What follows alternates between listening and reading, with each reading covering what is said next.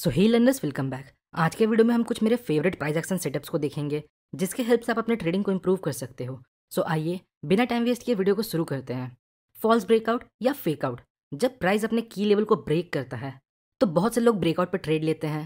For example, अगर resistance level break होता है तो हम लोग ट्रेड लेते हैं, बट अगर ब्रेकआउट होने के कुछ कैंडल बाद ही अगर प्राइस वापस रेजिस्टेंस के नीचे आ जाए तो इसे हम फेक ब्रेकआउट बोलते हैं।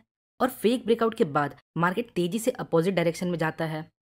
पहले इसके पीछे का लॉजिक समझते हैं। देखिए, जब ब्रेकआउट फेल हुआ तो यहाँ बहुत से लोगों का स्टॉप लॉस हिट हुआ। मतलब जिन लोगों ने ब्रेकआउट पर बाई किया था उनका स्टॉप लॉस हिट हुआ, और उनका स्टॉप लॉस मतलब cell order.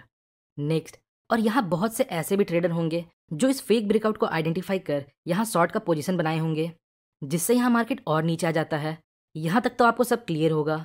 Now fake breakout पर ट्रेड कैसे ले ये तो आगे हम देखेंगे, पर उससे भी ज़्यादा इंपॉर्टेंट बात यह है कैसे आप फेक ब्रेकआउट को आइडेंटिफाई कर उससे बच सकते हो, वो पहले देखते हैं। तो इसके लिए हम कुछ इंडिकेटर्स और प्राइस एक्शन का यूज़ करेंगे। आइए डायरेक्ट एग्जांपल की हेल्प से समझते हैं ताकि आप कंफ्यूज ना हो। यहाँ देखिए, ये हमारा रेजिस्टेंस है। Next, price big candles form करते हुए रेजिस्टेंस को ब्रेक करता है।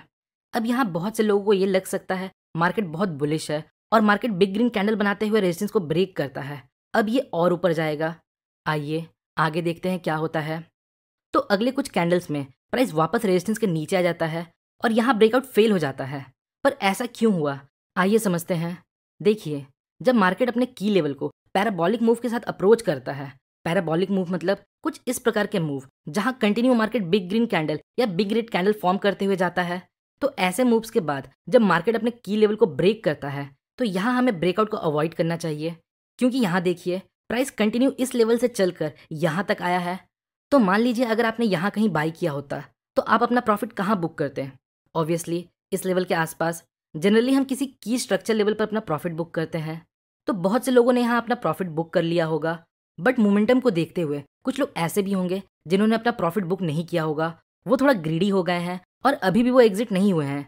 सपोज मान लीजिए वो हम जैसे इमेच्योर ट्रेडर्स हैं, हमने यहाँ कहीं बाई किया था और अभी भी हम यहाँ ट्रेड में बैठे हैं।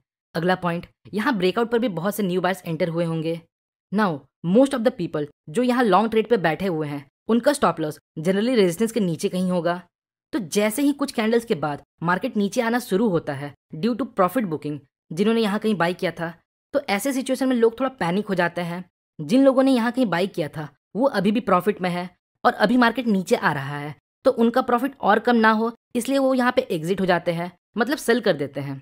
फिर जब मार्केट थोड़ा और नीचे आता है तो जिन्होंने ब्रेकआउट पर ट्रेड लिया था उनका स्टॉप लॉस भी हिट हो जाता है, और उनका स्टॉप लॉस मतलब सेल ऑर्डर। नेक्स्ट, यहाँ बहुत से स्मार्ट लोग भी थे जिन्होंने इस फेक ब्रेकआउट को आइडेंटिफाई कर लिया था और वो ब्रेकआउट फेल होने का वेट कर रहे थे। तो जब इस पॉइंट पर ब्रेकआउट फेल हो जाता है तो वो भी यहाँ पे सेल करते हैं, जिससे मार्केट तेजी से नीचे जाता है। तो मेरे समझाने का मतलब यही है, डोंट चेस पैराबोलिक मूव और वन साइडेड मूव। ये एक तरीका था फेकआउट को आइडेंटिफाई करने का। दूसरा तरीका देखते हैं जो है वॉल्यूम को देखकर। अगर ब्रेकआउट कैंडल का वॉल्यूम प्रीवियस कुछ कैंडल के एवरेज वॉल्यूम से कम है तो ये इंडिकेट करता है ये एक फेक ब्रेकआउट हो सकता है। तो ऐसे सिचुएशन में हम दो चीज़ों का वेट करेंगे, पहला रीटेस्ट का या फिर फेक ब्रेकआउट का। अगर मार्केट लो वॉल्यूम के साथ की लेवल्स को ब्रेक करता है तो most of the time market अपने की लेवल के पास वापस आता है और फिर यहाँ हम किसी तरह का रिजेक्शन या फिर कैंडलस्टिक पैटर्न के बेस पर एक ट्रेड ले सकते हैं। और दूसरा सिचुएशन है जहाँ ब्रेकआउट फेल हो जाता है, मतलब फेक ब्रेकआउट।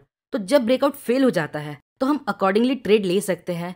यहाँ आपको ये आइडेंटिफाई करना पड़ेगा कि मोस्टली लोगों ने अपना स्टॉप लॉस कहाँ रखा है। अगर उन सब का स्टॉप लॉस ट्रिगर हो जाता है तो आप वहाँ पे एक शॉर्ट ट्रेड ले सकते हो। फॉर एग्जाम्पल, यहाँ देखिए, मार्केट अपने सपोर्ट लेवल को ब्रेक करता है। नेक्स्ट, मार्केट कुछ कैंडल्स में वापस सपोर्ट लेवल के ऊपर आ जाता है। तो जब मार्केट वापस सपोर्ट लेवल के ऊपर आकर एक फ्रेश ग्रीन कैंडल फॉर्म करता है और क्लोजिंग देता है, तो यहाँ हम नेक्स्ट कैंडल के ओपनिंग में बाई कर सकते हैं। देखिए, फेक ब्रेकआउट में ट्रेड लेने के लिए आपको ये आइडेंटिफाई करना होगा कि जिन लोगों ने ब्रेकआउट पर ट्रेड लिया था उनमें से मोस्टली लोगों ने अपना स्टॉप लॉस कहाँ रखा है, क्योंकि जब तक बहुत से लोगों का स्टॉप लॉस हिट नहीं होगा हमें एक अच्छा मूव देखने को नहीं मिलेगा। और फेक ब्रेकआउट ट्रेडिंग का मोस्ट इंपॉर्टेंट पार्ट है लोगों का स्टॉप लॉस पता करना कि जिन लोगों ने ब्रेकआउट पर ट्रेड लिया उनका स्टॉप लॉस आखिर है कहाँ। कहने का मतलब मोस्टली लोगों ने स्टॉप लॉस कहाँ रखा होगा। नाउ अब देखते हैं किस प्रकार के जो ब्रेकआउट होते हैं, मतलब कैसा प्राइस एक्शन के बाद जब मार्केट ब्रेकआउट देता है तो वो सक्सेस होता है। मतलब ब्रेकआउट के समय हमें प्राइस एक्शन में क्या देखना चाहिए कि हम ये आइडेंटिफाई कर सके ये ब्रेकआउट सस्टेन करेगा। अगर मार्केट ब्रेकआउट के पहले एक टाइट कंसोलिडेशन रेंज फॉर्म करता है, कुछ इस प्रकार। तो इसका मतलब है यहाँ ओल्ड बायर एग्जिट हो रहे हैं यानी प्रॉफिट बुक कर रहे हैं और न्यू बायर एक्यूमुलेट हो रहे हैं। जो न्यू बायर्स यहाँ आ रहे हैं उन्हें अभी तक कोई प्रॉफिट नहीं मिला। नेक्स्ट यहाँ ब्रेकआउट होता है, फिर यहाँ ब्रेकआउट ट्रेडर्स एंटर होते हैं। तो जिन लोगों ने यहाँ कहीं फ्रेश बाइंग की थी ब्रेकआउट के पहले, उन्हें अभी भी कुछ खास प्रॉफिट नहीं दिख रहा होगा, तो वो अभी और होल्ड करेंगे। और जिन लोगों ने ब्रेकआउट के बाद एंट्री ली होगी उन्हें अभी तक कुछ प्रॉफिट नहीं मिला, तो वो भी अभी होल्ड करेंगे, जिससे यहाँ मार्केट में एक तेजी देखने को मिल सकता है। तो ऐसे ब्रेकआउट जहां ब्रेकआउट के पहले हमें बिल्डअप या टाइट कंसोलिडेशन देखने को मिलता है, तो इस प्रकार के ब्रेकआउट पर हम ट्रेड ले सकते हैं। इसी कॉन्सेप्ट का बेस पर एक और सेटअप है। अगर हमें ब्रेकआउट के पहले एक छोटा सा पुल बैक देखने को मिलता है, मतलब मार्केट ने डायरेक्ट पैराबोलिक मूव्स के साथ की लेवल्स को ब्रेक नहीं किया, ब्रेकआउट के पहले मार्केट एक छोटा सा पुल बैक लेता है और फिर की लेवल को ब्रेक करता है, तब हम यहाँ ब्रेकआउट ट्रेड ले सकते हैं। और याद रखिएगा पुल बैक छोटा होना चाहिए। नाउ अब एक क्वेश्चन सामने आता है, तो क्या ये बिल्डअप या कंसोलिडेशन सेटअप फेल हो सकता है? तो आंसर है हाँ, हो सकता है। पर इस प्रकार के जो ब्रेकआउट होते हैं उनके विनिंग रेट्स ज़्यादा होते हैं। देखिए अभी तक हमने जितना कुछ भी डिस्कस किया, लाइक पैराबोलिक मूव के बाद अगर मार्केट ब्रेकआउट दे तो ट्रेड में एंटर नहीं होना चाहिए क्योंकि ऐसे सेटअप फेल हो जाते हैं। तो क्या ये 100% फेल हो जाएंगे? नहीं, ऐसा बिल्कुल नहीं है। हो सकता है पैराबोलिक मूव के बाद जो ब्रेकआउट होता है वो सस्टेन भी करे, पर उसके विनिंग चांसेस बहुत कम होते हैं। अगर आप ऐसे मूव्स के साथ 100 ट्रेड लोगे तो उनमें आप नोटिस करोगे जो अधिकतर ट्रेड्स थे वो आपके रॉन्ग हो जाएंगे। तो ये जो सेटअप्स थे इनके विनिंग रेट थोड़े ज़्यादा है, आप इनको बैक टेस्ट कर सकते हो। सो होपफुली आपको इस वीडियो से थोड़ी इन्फॉर्मेशन मिली होगी। अगर आपको वीडियो इन्फॉर्मेटिव लगी तो वीडियो को लाइक और चैनल को सब्सक्राइब जरूर करें। मिलते हैं नेक्स्ट वीडियो में, तब तक के लिए बेस्ट ऑफ लक।